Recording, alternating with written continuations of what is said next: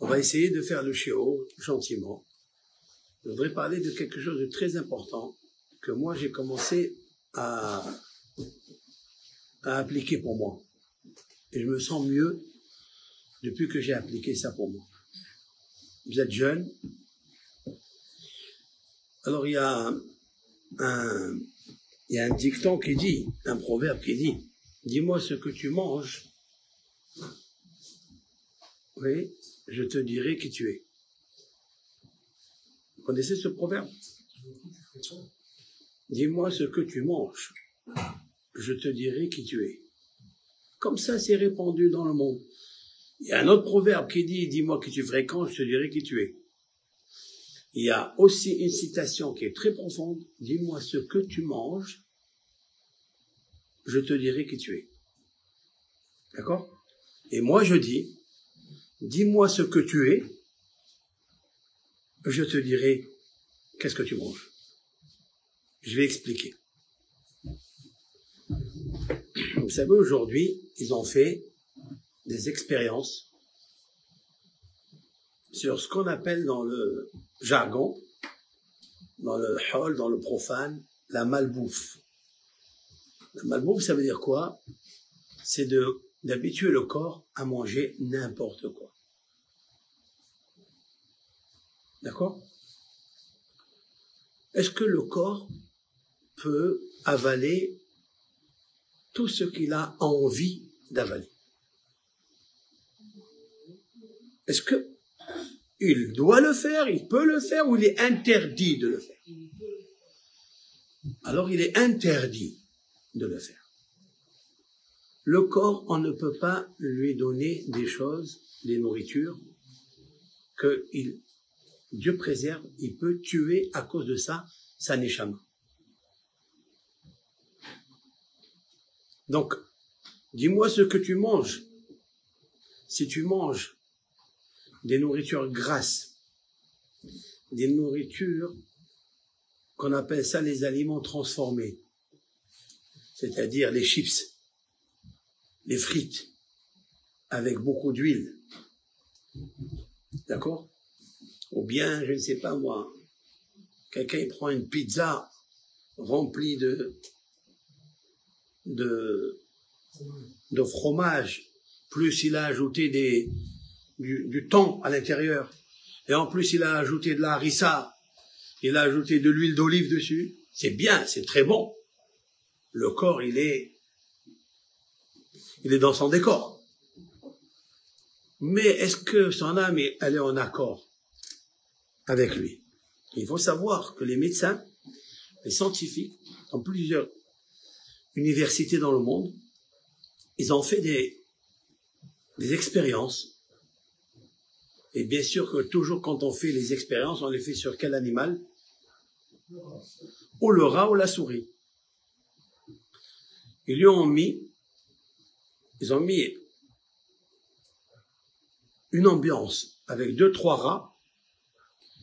Ils leur ont mis des nourritures grasses, des nourritures pleines de graisse. Bien sûr que le rat, quand il mange, il a rasé, il a mis à ratou. Et après, on a remarqué le comportement chez ces rats où ils se sont cachés. Ils ont préféré l'obscurité que l'ambiance de la lumière. Ils ont préféré l'ombre. Ils ont préféré se cacher.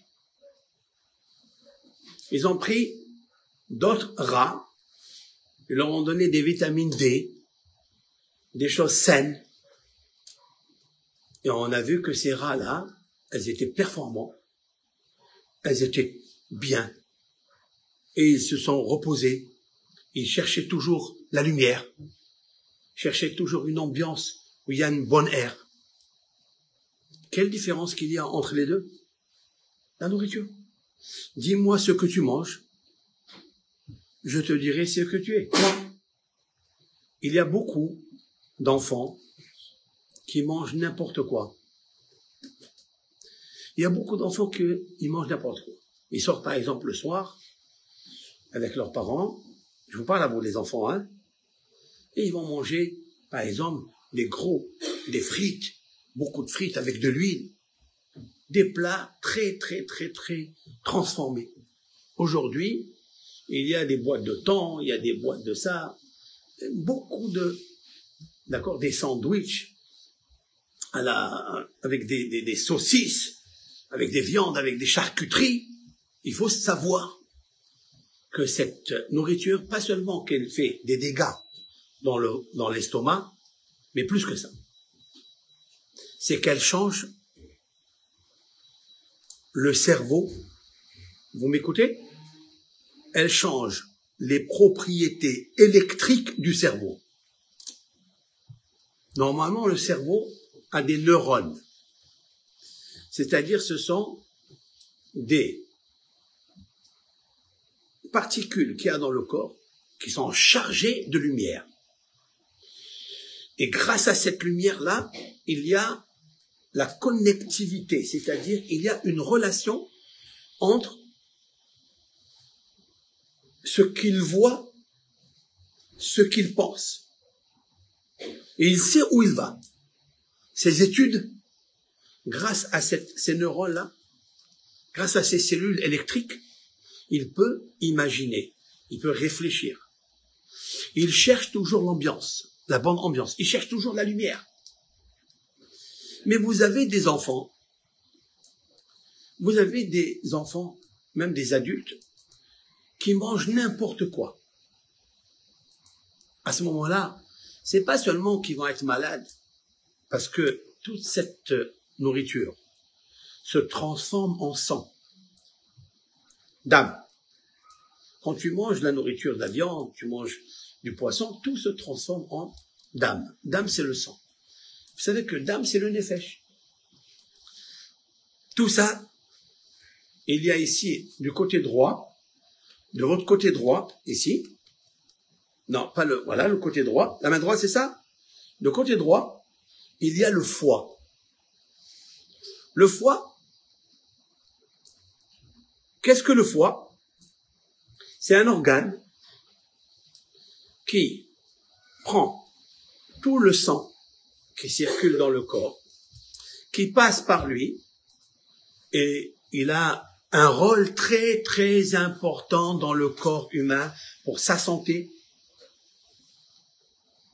pour la bonne humeur, pour son humour, pour sa parole, son dialogue. Si vous trouvez un enfant agressif, regardez ce qu'il mange. Alors quand il se charge de nourriture transformée, son foie, il ne peut plus travailler, il ne peut plus jouer son rôle. Vous savez combien il pèse un foie?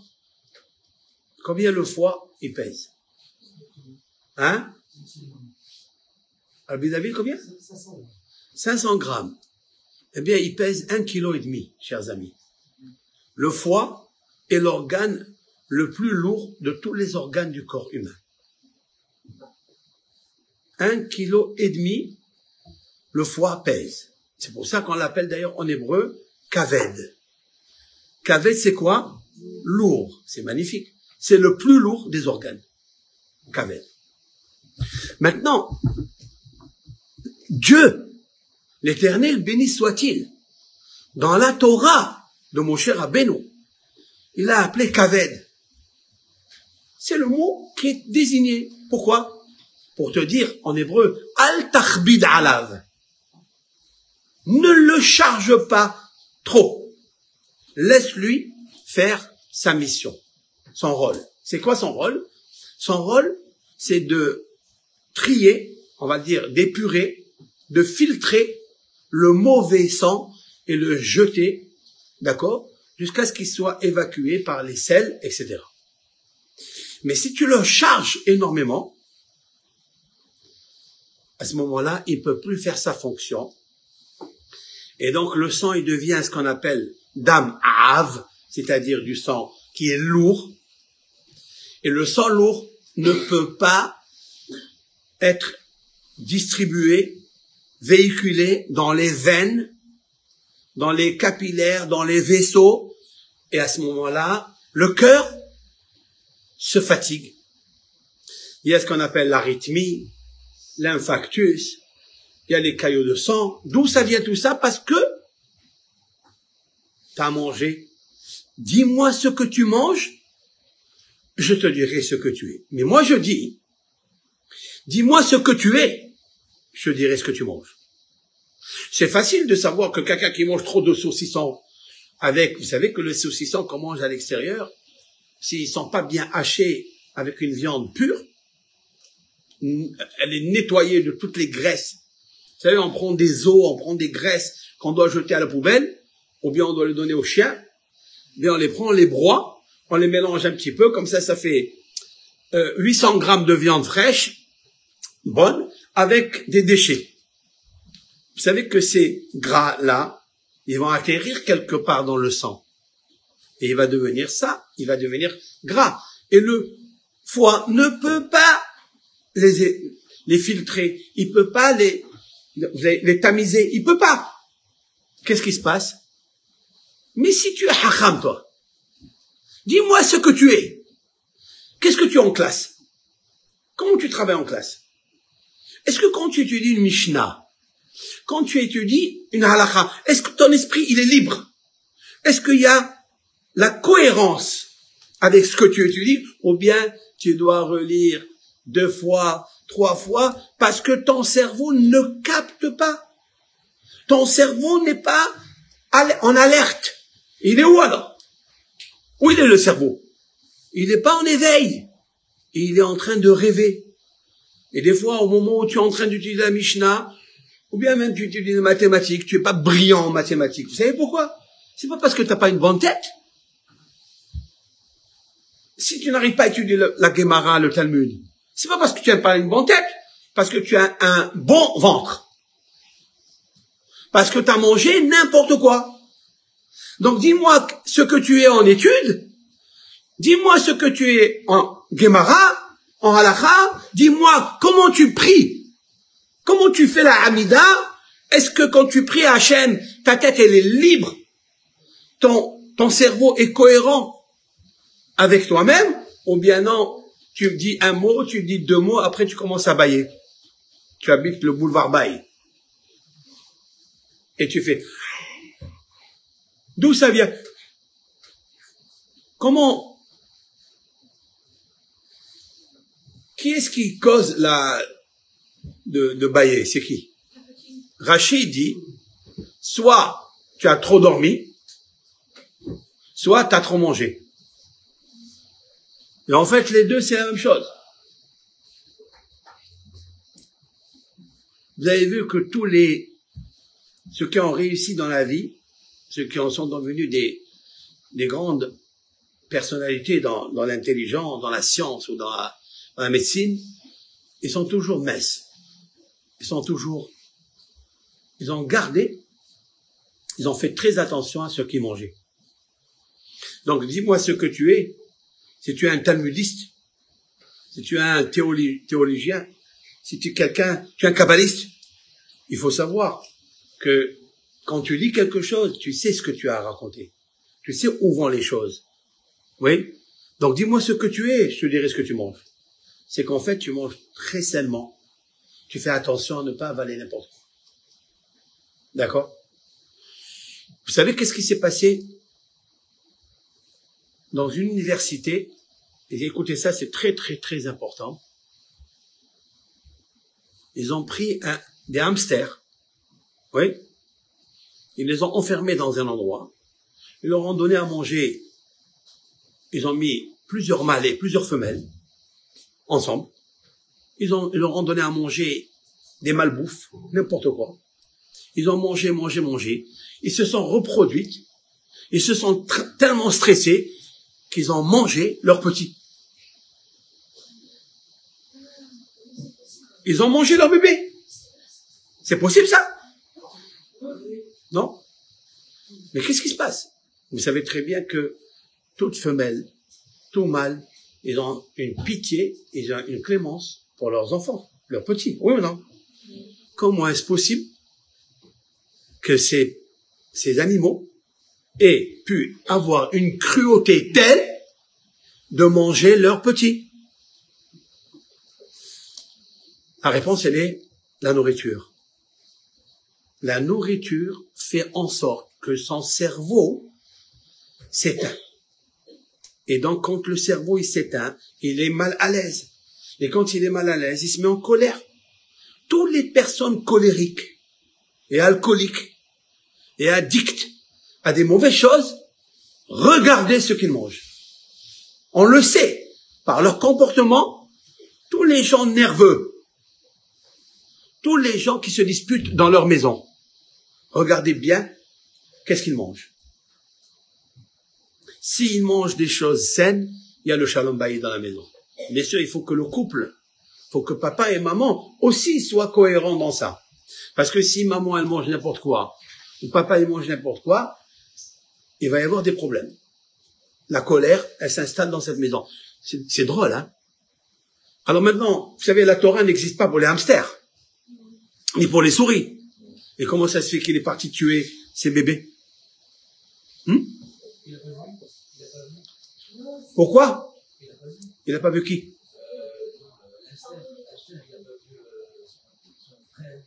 Pourquoi il l'a pas vu? Oui, il l'a vu, c'était en plein jour. C'était en plein jour, ils ont mangé leur bébé.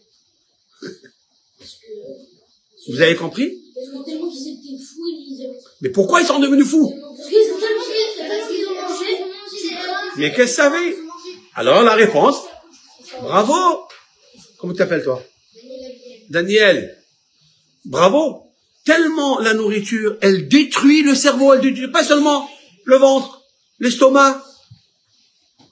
Maintenant, je comprends pourquoi la Torah, elle nous dit, Venishmartem me'od le nafshotechem. La Torah, elle nous dit, jamais la Torah, elle te dit, quand elle te dit, ne parle pas la shonara, ne parle pas la médisance, ne vole pas, elle te dit pas, fais très attention beaucoup à ne pas voler. Vous écoutez ce que je suis en train de dire ou pas? La Torah, elle a ajouté un mot. Elle a dit, fais très attention et beaucoup attention à ton âme. C'est-à-dire à ton cerveau, quoi. Elle n'a pas dit, fais attention beaucoup à ne pas voler. Fais attention beaucoup à ne pas parler la shonara. Elle a parlé comme ça? Non. Pourquoi? Parce que le corps et le cerveau, il faut faire très attention à ne pas les abîmer par la nourriture. Ça veut dire qu'en fait, à cause de la nourriture, mauvaise nourriture, d'accord, on peut devenir un tueur, un criminel. Il y a eu en Amérique, vous écoutez, en Amérique, il y a eu une expérience sur des prisonniers. Vous savez, qu'est-ce qui se passe avec les prisonniers? Ils sont enfermés dans leur chambre, dans la geôle, ils sont enfermés, et les nerfs, ils montent. Le cerveau, on dit, il brûle un câble, et il se met en colère, et il tape dans les murs, il fait des choses, il prend même c'est interdit de leur donner un couteau, vous savez? De leur donner un couteau. Pourquoi? Parce que il peut s'ouvrir les veines. Il peut devenir tellement cruel, tellement féroce, qu'il peut se faire du mal. Oui? Très bien. Ils ont fait une expérience extraordinaire. Vous savez, après, dans la cour, quand ils sortent à la cour, qu'est-ce qu'ils font? Ils se disputent. Entre eux, ils se disputent. Un, il dépose ses nerfs, tellement il est chargé de haine, tellement il se dit, mais j'ai gâché ma vie, que j'ai raté ma vie, que le sang, il lui monte à la tête, comme on dit. Le sang, il lui monte à la tête, il devient nerveux, et qu'est-ce qu'il fait? Il commence à se battre. Après, on les prend, on les met dans d'autres cellules. Vous savez pourquoi on appelle la cellule? Parce qu'ils ont perdu la cellule des neurones. Vous écoutez? Quand quelqu'un, il a perdu les cellules de neurones, il rentre dans une cellule, dans une prison, il lui faut un cellulaire. Parce que le téléphone aussi, il a des ondes qui détruisent les cellules du cerveau. Vous savez? que trop prendre un téléphone et de téléphone toute la journée, il y a des ondes qui sortent, laser, qui sortent et qui rentrent dans le cerveau, ils ont une façon par où rentrer, et ils te brûlent le centre nerveux des cellules, des neurones. Et à ce moment-là, des fois, tu es absent. Ah, pourquoi? Ils se disputent tellement, ils ont remarqué qu'ils mangent n'importe quoi. Qu'est-ce qu'ils ont fait, ces Américains, ces chercheurs? Ils ont pris des prisonniers, ils les ont mis dans un réfectoire, ils leur ont donné à manger des choses saines. Saines, des aliments bons, des bons huiles gras, mais des bonnes huiles, de l'huile d'olive. Ils leur ont donné des vitamines A, B, C, D. Ils leur ont donné tous les médicaments qui peuvent aller pour ouvrir un petit peu l'espace lumière ici, des propriétés électriques qu'il y a dans le cerveau, qu'il ne faut jamais toucher. Parce que c'est ça qui fabrique la vie. C'est ça qui fabrique la vie. Vous savez très bien qu'il y a des personnes qui ne peuvent plus, ils n'ont plus envie de se marier. Mais ils n'ont rien, ils ont cherché, les médecins ont cherché, est-ce qu'ils ont une maladie? Est-ce qu'ils ont un problème chronique, profond? Ils ont trouvé qu'il n'y avait rien. Juste une seule chose, leur cerveau s'est éteint. Leur cerveau s'est éteint. Pourquoi il s'est éteint? Soit parce qu'il est déçu, il a été déçu, et alors? Parce qu'il a été stressé, parce qu'il a été humilié, parce on lui a enlevé son job, et il s'est stressé, il s'est renfermé en lui-même, et quand quelqu'un il se renferme en lui-même, il va, non, ça va? Lorsque quelqu'un il va se stresser, qu'est-ce qu'il va faire? Qu'est-ce qui se passe dans son corps? C'est que le sang qui circule dans le corps, il devient stressé. Et lorsque le sang, il devient stressé, il s'épaissit. Il devient lourd. Et quand il est lourd, le foie ne peut pas le filtrer, le réparer. Donc il reste sur le foie. Qu'est-ce qu'il fait le foie quand il est trop chargé? Qu'est-ce qu'elle dit la Gemara? C'est une Gemara d'entrée des brachot. La Gemara, elle dit, c'est incroyable. Kaved koes. Waouh. Le foie se met en colère. Et qui est-ce qui le répare? D'après vous, c'est quel organe qui le répare? Le cerveau. Non. C'est la rate. La rate, elle se trouve à gauche. Ve-tehol soheket. Waouh.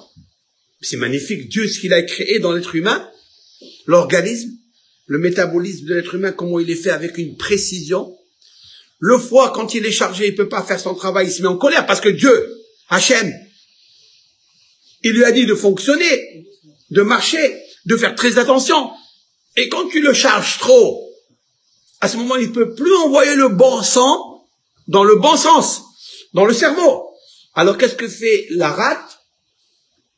Elle rigole. Soheket, ça veut dire elle se met à rire. Pourquoi? Pour détendre le foie. C'est beau ça, non? Lorsque Dieu il se met en colère, qui est-ce qui le fait détendre? Qui est-ce qui le fait sourire? Qui? Dans la Torah, je vais vous demander une question. Dans la Torah, Dieu a failli se mettre en colère et il allait tout détruire. C'est qui? Moshe. Nos hachamim disent, nos sages disent que Moshe Rabbeinu, c'est comme la rate. C'est comme la rate que quand le foie, il se met en colère, la rate, elle est là pour le calmer. C'est pour ça que la rate, quand on la stresse, elle devient froide. Vous écoutez ça? Dans le corps humain. Donc regardez, imaginez maintenant, l'Éternel à Kaloukou, il se met en colère, et mon cher Rabbeinu, il est en train de le faire sourire. Il lui dit, pourquoi tu fais une chose pareille? D'ailleurs, le roi David, écoutez ça. David Ameller, dans le psaume 86,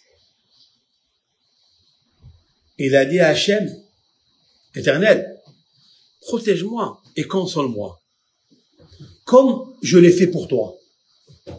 Vous écoutez? Éternel, je suis trop stressé. Essaye de me sourire. Comme quand tu étais trop stressé, moi je t'ai fait sourire. Ouais. De quoi ça parle?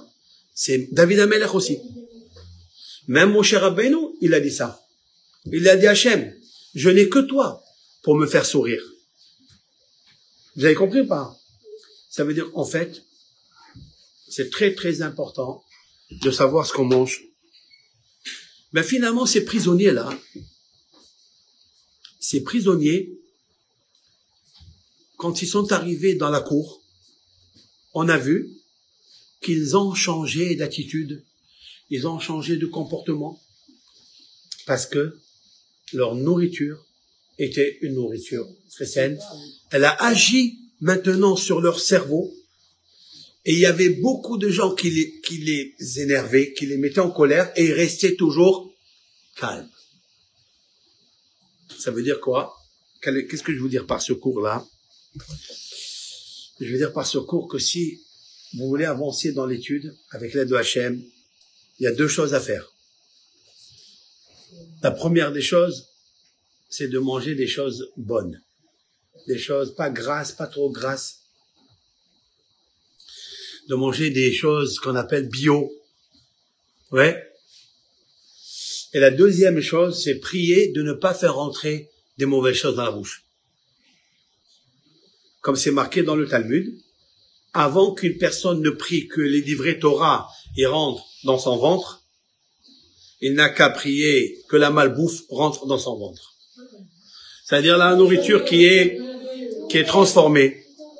Quand les hamburgers qui sont pleins de gras, d'accord, les merguez qui sont pleins de gras, il faut faire très attention parce que nous on dit mais ça c'est rien. Mais j'ai la force, j'ai le corps qui va supporter. C'est pas vrai. Maintenant, pourquoi je vous dis ça? Je vais terminer mon cours. Le roi David, dans les psaumes, il a répété 5 fois le mot Barechi Nafshi. Vous écoutez? 5 fois. Barechi Nafshi et Hachem. Mon âme, mon corps. Ici, Nafshi, c'est en fait l'esprit. Il a répété 5 fois Barechi Nafshi à Hachem. Pourquoi il a répété 5 fois Barechi Nafshi? Pourquoi il n'a pas répété 4 fois? Il n'a pas répété 6 fois? Pourquoi il a répété Barechi Nafshi 5 fois? Il faut savoir. Ici, on va parler de la Neshama. Vous êtes ici dans une école où normalement vous faites attention à la Neshama. Il y a il y a la clim là, elle est très puissante, elle vient vers moi, elle m'envoie trop de... Elle est à combien là? Bon, trop forte.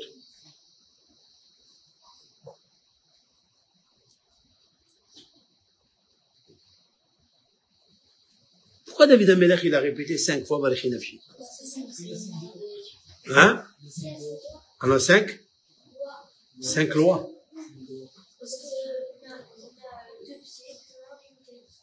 Et alors?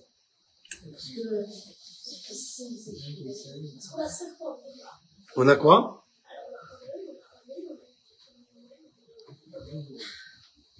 Alors, vous avez vu? Oui, il y a Hamisha Hamshe Torah, il a raison. Bravo. Très bien. Et pourquoi il y a Hamisha Hamshe Torah? Bon, il y a 5 livres de la Torah. Parce que c'est les 10 commandements. Aussi, les 10 commandements, il y a 5 et 5, c'est vrai. Pourquoi il y a 5 livres pourquoi il y a 5 livres? Hein? Parce qu'il y a 5, écoutez bien. Écoutez bien, les enfants. Écoutez. Si vous voulez réussir, que ça soit en Hol ou en Kodesh, à plus forte raison, il faut que votre esprit soit libre. Il faut qu'il y ait une vivacité dans l'esprit. D'accord? Sinon, vous allez vous décourager. Sinon, vous allez dire, mais je suis pas fait pour. Tout. Il y a beaucoup de personnes qui ont commencé à étudier la Torah, ils se sont arrêtés au milieu. Oui, ils se sont arrêtés, ils ont dit, non, c'est pas pour moi. Elle est trop difficile. C'est pas vrai. C'est faux de dire une chose pareille. Nous avons vu que Rabbi Akiva, il est rentré à l'âge de 40 ans à l'étude. Oui?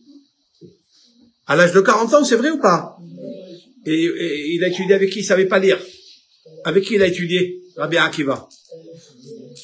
Il a étudié avec sa fille, qui est rentrée au Gan. Sa fille, il avait une fille avant de se marier avec la fille de Kalba Savoua, Rachel. Il avait une première femme. Et il avait une fille avec elle. Il est rentré au Gan. Sur le tableau, la maîtresse, elle dit à la fille, Aleph. Et lui, il dit, Aleph. En même temps que sa fille. Et Rabbi Akiva est devenu Rabbi Akiva, non? Qui a fait la différence entre Rabbi Akiva et tous les autres qui n'ont pas réussi comme lui? Sa fille. C'est pas sa fille. C'est Bravo. Lui, il a voulu laisser son esprit comme Hachem il lui a donné. De ne pas abîmer son esprit.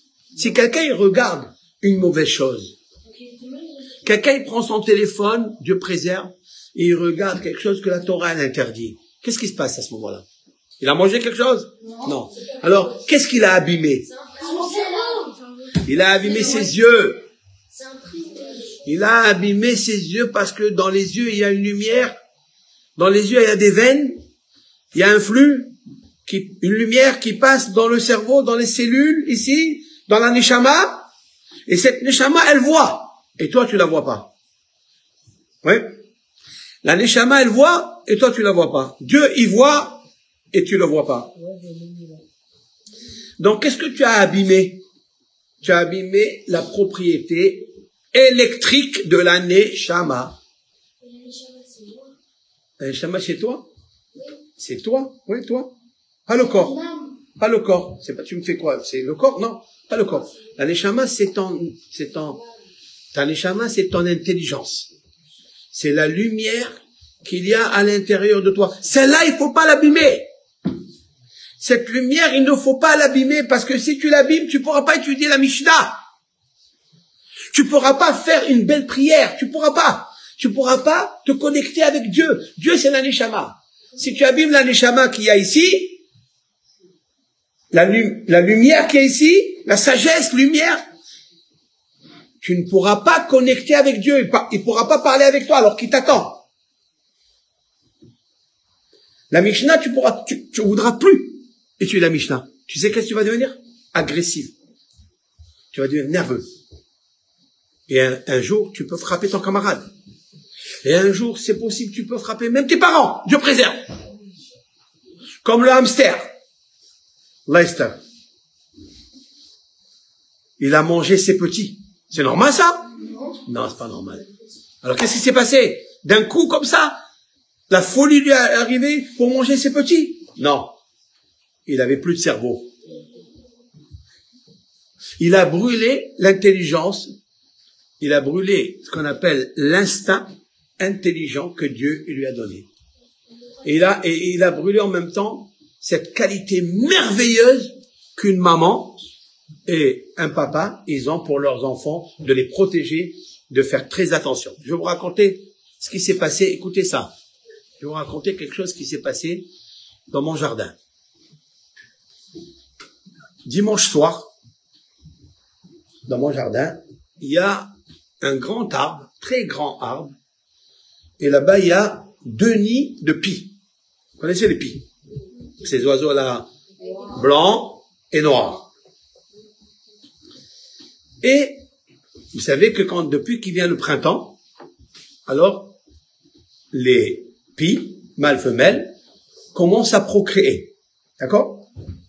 Donc ça a mis, on va dire, ça fait 1 mois et demi, 2 mois, ils ont eu des petits.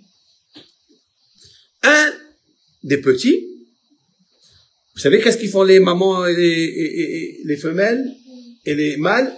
ils les font traverser les branches, les font sauter des branches en branches. Comme ça, ils commencent à voler.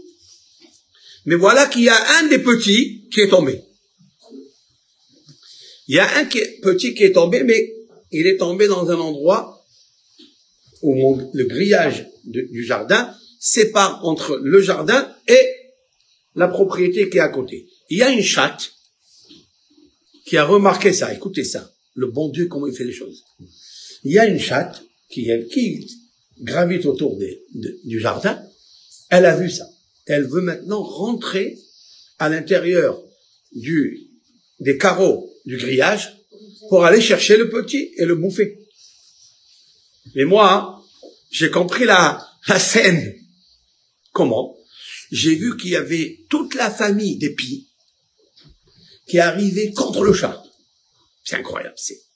Ça veut dire, Hachem, il a mis un sentiment d'amour, de protection à leur petit qui vient de faire, même contre un chat, une chatte. Vous savez que d'habitude, les chats, ils cherchent à attraper les pies dans le jardin, etc. Et là, pi, idaber chachmot, va'agot libit evunot. C'est un verset dans les proverbes du roi Salomon.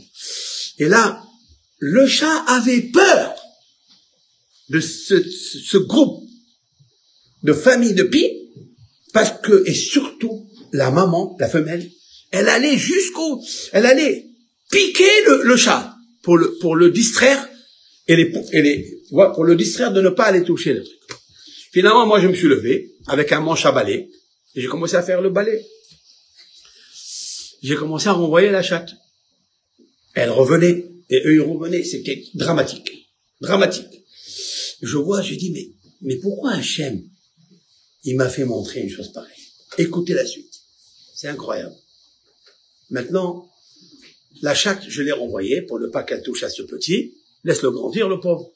Et faire la souffrance à toute cette famille de pies. Le lendemain, matin, donc, qu'est-ce qu'elle a fait, la petite pie, là? Elle est allée dans un endroit où la chatte ne peut plus la voir. Elle est allée dans un endroit, mais cet endroit est ouvert, c'est-à-dire derrière, vous savez le GAN. Au-dessus du GAN, il y a un toit. Elle est partie là-bas. Ok. Et moi, je regarde, et les pies la surveillent, elle s'est mise d'un côté. Toute la nuit, elle a passé là-bas, en cachette, mais le matin, il est arrivé quelque chose de dramatique. À 6 heures du matin, moi, je me suis levé pour étudier. D'accord? Je fais mes fameux 7 dapim par jour. Donc, je commence à 3 heures du matin à finir les 7 pages recto verso du Talmud. J'ai commencé cette année. L'année de la Shevi'it. Nous sommes l'année de la Shemitah. J'ai dit, je vais commencer 7 et 7 et 7 et 7 par jour d'étudier le Daf Yomi. C'est-à-dire tout le page avec Rachid Tosfot, etc. Bon. À 6 heures du matin, j'entends un bruit énorme. C'est les pies. On dirait qu'ils pleuraient, qu'ils se lamentaient. Écoutez ça. Qu'est-ce que je vois? Je vois qu'il y a un gabion. Vous savez ce que c'est un gabion? C'est les mouettes, là. Les mouettes, les grosses mouettes blanches, là. Qui s'est attaqué au petit.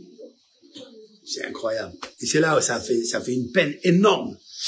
Cette mouette-là, elle arrive, elle veut prendre le petit puisqu'elle le trouve à visage nu, puisque le jardin, il n'y avait pas des arbres pour le cacher. Et toutes les pies de toute la... C'est incroyable.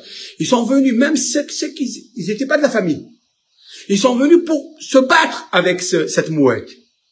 Parce que mouette, miette, ils vont le tuer, le pauvre. Mouette. D'accord?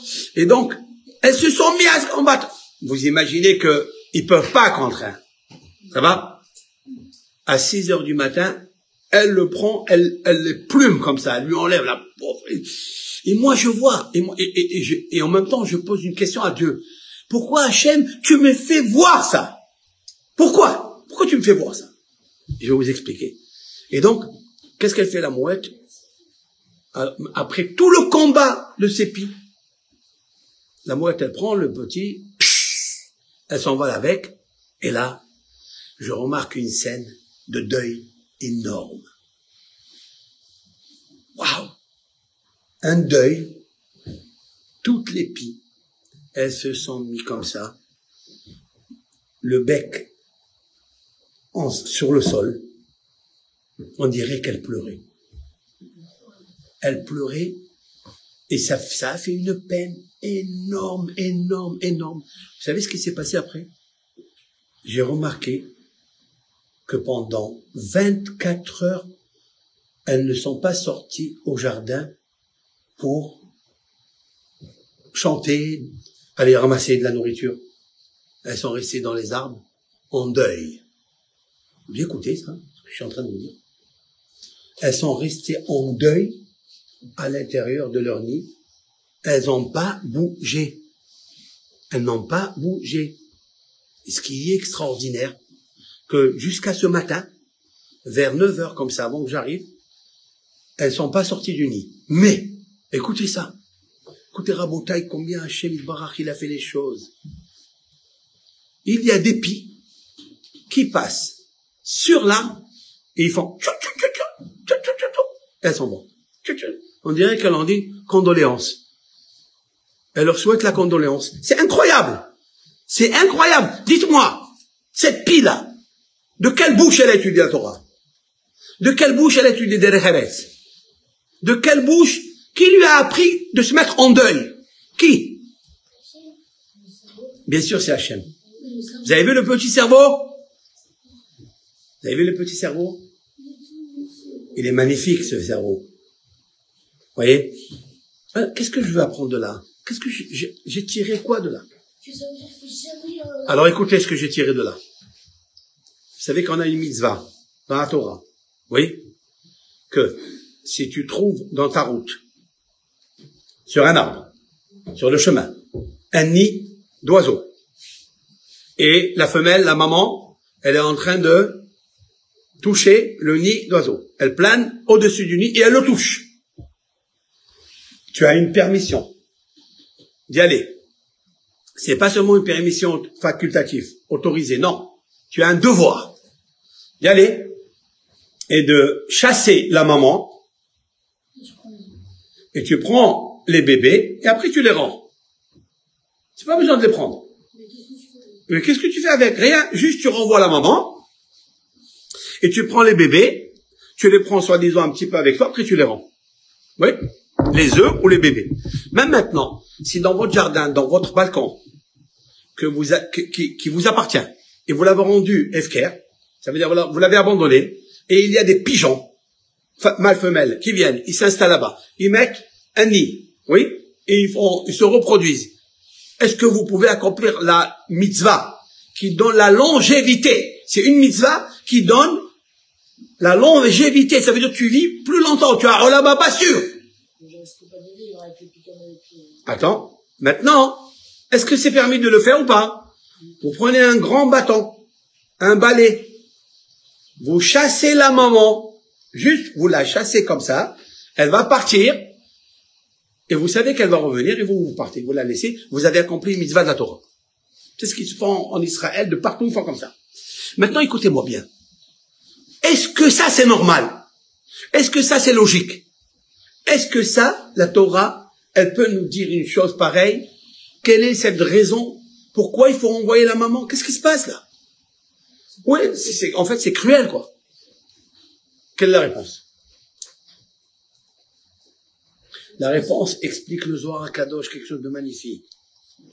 On dit à Hachem, Hachem, nous on est tes enfants, on est tes oisillons, oui, mais il y a, et toi tu as la Shekhinah, toi Hachem, tu es la maman de tous, et tu plains sur nous pour nous couvrir, oui, mais jusqu'à quand on va être dans l'exil? Jusqu'à quand on va souffrir? Vous savez ce qu'elle fait cette maman si tu la renvoies et elle s'en va? Vous savez ce qu'elle fait? Cette maman-là, par la folie, qu'est-ce qu'elle fait? Elle dit le Zohar HaKadosh, elle plonge dans la mer et elle se noie. Oui? Elle plonge dans la mer parce que tu l'as fait souffrir, tu lui as enlevé ses oisillons, elle plonge et elle meurt. Et pourquoi la Torah dit ça? Bravo! C'est la question. Il dit le Zohar HaKadosh, c'est pour dire à Hachem, toi aussi viens nous délivrer, parce que sinon, on est dans l'exil. Et comme on est dans l'exil, sauve-nous. Reviens nous chercher. Envoie la Shekhina. La Shekhina, elle veut pas nous sauver, elle veut pas nous délivrer, parce qu'elle est dans l'exil. Alors on dit à Hachem, renvoie-la de l'exil. Ça y est. C'est ce que j'ai appris de cette histoire-là d'Épi, où j'ai vu la proie, la mouette, venir chercher le petit. C'est ce qui s'est passé avec la Galout Edom, Galout Babel. Ce sont des proies, des mouettes qui ont décidé de tuer l'enfant de Hachem. Et qu'est-ce qui est autour d'eux? Tous les anges, ce sont les pies qui se battent pour cet enfant. Vous comprenez? Pour le sauver. Mais qu'est-ce qui se passe? Ils sont toujours en deuil. Ils pleurent. Ils chantent plus. Voilà pourquoi dans ce monde, on chante plus. Lorsque Rabbi Akiva, il a perdu ses élèves, qu'est-ce qui s'est passé? C'est le deuil total. Et alors, qu'est-ce que fait Hachem Yitbarach? La Shekhina, elle est en deuil. Donc, vous voyez, cette discussion que je suis en train de vous parler, vous savez pourquoi? Parce que mon esprit est devenu plus vif. Qu'est-ce qu'il devient cette œuvre? Quoi? Qu'est-ce qu'il devient cette œuvre qui est dans le réseau? Ben après. Oui, genre, il va se lever jeudi. Non, elle va revenir la maman. On a dit qu'elle se marie. Oui. D'après Ramban Nachmanide, si tu leur envoies totalement, tu prends les enfants, cette maman, elle se tue, elle se suicide. Oui. C'est vrai. Mais la halakha n'est pas que tu renvoies la maman, tu la laisses. Elle pense qu'on va lui prendre ses bébés. Mais la halakha, elle sait pas de prendre ses bébés. C'est juste la renvoyer un petit peu pour créer justement cette compassion, cette pitié, cette clémence dans l'ange représentant des oiseaux, des volatiles. Comme ça lui-même, il dit à Hachem, de la même façon que tu me fais souffrir à moi, et mes petits, ils sont en train de souffrir, alors arrête de faire souffrir. Si l'on peut dire ainsi, arrête de faire souffrir le peuple d'Israël, fais-les sortir de l'exil. Voilà ce que ça veut dire. Vous voyez ce petit cours-là? Quand est-ce qu'il est venu? Pourquoi je l'ai préparé comme ça pour vous? Pour vous expliquer que quand on a un esprit qui est sain, un esprit qui n'a pas mangé n'importe quoi, oui, eh bien, il peut bien étudier la Torah, il peut bien comprendre les lois de la Torah, les raisons de la Torah, il peut servir Hachem, Yitbarach, avec une bonne santé, et il accomplira la mitzvah de Venishmartem me'od et la Shotechem. Faites attention, bien. Voilà. On va vous faire la bracha. Venez ici. וידבר אדוני אל משה לאמור דבר אל אהרון ולבניו לאמור כה תברכו את בני ישראל אמור להם יברכך אדוני וישמרך האר אדוני פניו אליך ויחונקך. répondez amen. שא אדוני פניו אליך וישים לך שלום. שם עוד שמי על בני ישראל ואני אברכם. Que Hachem vous bénisse et que vous ayez toujours l'esprit vif, l'esprit libre. Comme ça vous étudiez la lumière de Hachem pour prier Hachem et faire son service que Hachem Yitbarach il nous donne d'être ses serviteurs, ses vrais serviteurs, pour avoir la lumière de Olam Haba. Amen. Amen.